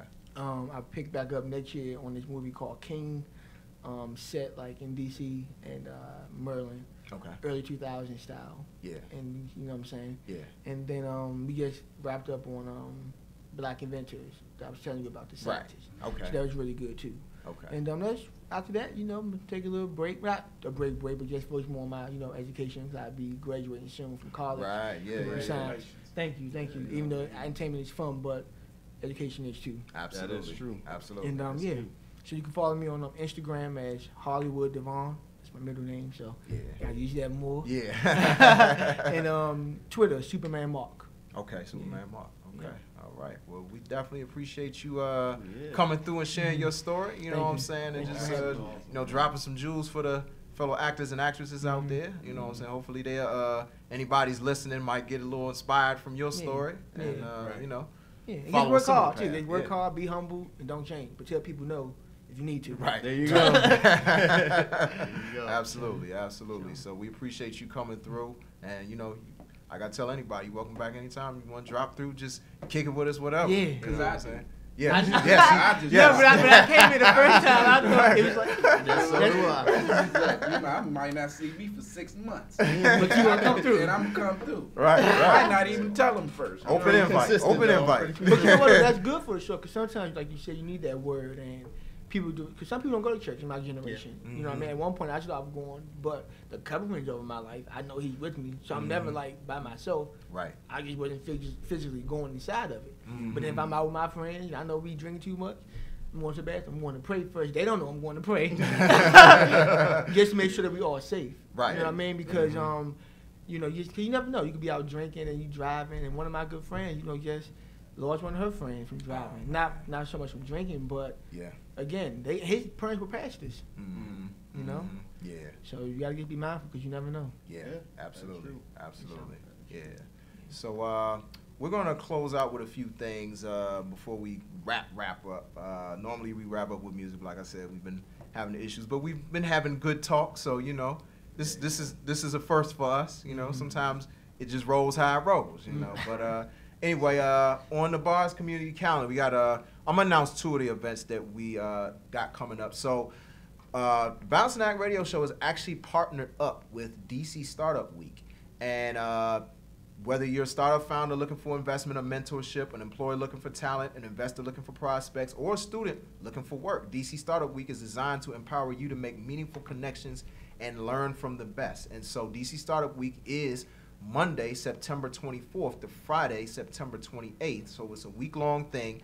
They have sessions at different locations. They have speakers such as Dr. Angela Reddix, President and CEO of ARDX and creator of Envision Lead Grow, who we will be interviewing next week. Also, Jeffrey D. Richardson, Stephen A. Rodriguez, Worldwide Community Strategist and Speaker for Swego, and many more. The registration is free. Donations are accepted to make the community a better place to start something up. For more info, visit www.dcstartupweek.org. And also, another event I want to make sure that we shout out is happening later down the line, but still we're going to be working with them as well. The Economic Development Committee of the Fairfax County Branch National Association for the Advancement of Colored People, NAACP. They'll be having their first annual Fairfax NAACP Veteran and Minority Business Expo Saturday, December 15th from 10 a.m. to 6 p.m. at Thomas Jefferson High School, 6560 Braddock Road, Alexandria, Virginia. The cost is $60 for vendors, $20 for additional tables, and attendees are encouraged to donate $7 for Fairfax NAACP to continue their advocacy work in Fairfax County. So for more info, please contact Nikki Zimmerman at 571-309-2621 or email veterans@fairfaxnaacp.org or economicdev, at fairfaxnaacp.org. And I want to close out, as I said earlier, I wanted to close out with the Bars for Life. This is from the original edition of the Hidden Goddess with a Twisted Mind. It's not published, but I definitely wanted to share these bars because it really spoke some really relatable lines that I think a lot of people can, relate to. So she says, "My mind went blank and I started crying. I started thinking about the future moment of me on my deathbed. I'm talking about the very moment of my existence on earth would cease. Would I think, damn, I wish I didn't put so much thought into it and actually lived. To make a long story short, I guess you can say I've had my wake-up call. Life is too short to constantly think about the next move. I've been so focused on what's the next move instead of stepping back and enjoying what's happening in front of me, that now I'm 20 turning 71. I'm not saying it's time for me to drop everything I've worked so hard for. I just need to slow down, breathe, and just enjoy everything. Every mosquito bite, every fall, every smile, every laugh, and every tear. Every sunrise and every sunset, I shall embrace it, because somewhere in the world, there's someone on their deathbed right now thinking, damn, I wish I had actually lived." His name, the song was called "Be Yourself." Be Yourself. By Isaac James. There you go. There you go. Yes. Make sure y'all check that out. Be Yourself, Isaac James. And once again, shout out to Jonice Jackson for The Hidden Goddess with a Twisted Mind. Again, make sure y'all check that out on Amazon. Make sure y'all check out that Black Alley, Dirty Laundry. Make sure y'all follow Marcus Murphy. That's Hollywood Devon. Devon spelled D-E-V-O-N. That's all one word. And Superman Mark. On Twitter, yep. On Twitter. You know what I'm saying? So shout out Gangsta B for showing up. You know what I'm saying? Shout out M. Dot, you know, in the building. You know what I'm saying? And happy to have been in the presence. Absolutely. Pleasure to have you here, brother. Pleasure to have you here. Make sure y'all keep tuning in to WinDCRadio.com. Today, we got the Different Mind Radio Show from 6 to 8 p.m. and Grind Season Radio from 8 to 10 p.m. And we will be back right here next Wednesday. We got ADST Music. He'll be here. You know what I'm saying? Producer. Got a dope album, Definition of Doubt, that's out. That's been out for a while. Gonna be talking to him. And yeah, we are the official Hump Day motivation for the DMV and beyond. This is Boz. We'll see y'all next week. And we want to thank you, Tony, for having this show for us to come and, you know what I'm saying, be able to be in the presence of great people and entertainers and such. Well, thank you. There you go. Thank you, sir. And shout out to everybody who was on the live. I didn't get to respond to everybody, but, you know, everybody who's on the live, everybody who shared, supported, commented, chimed in, y'all are Team Bars. Hashtag Team Bars. Y'all know what it is. You know what I'm saying? Y'all come through every week. So we out. Peace, y'all. Peace.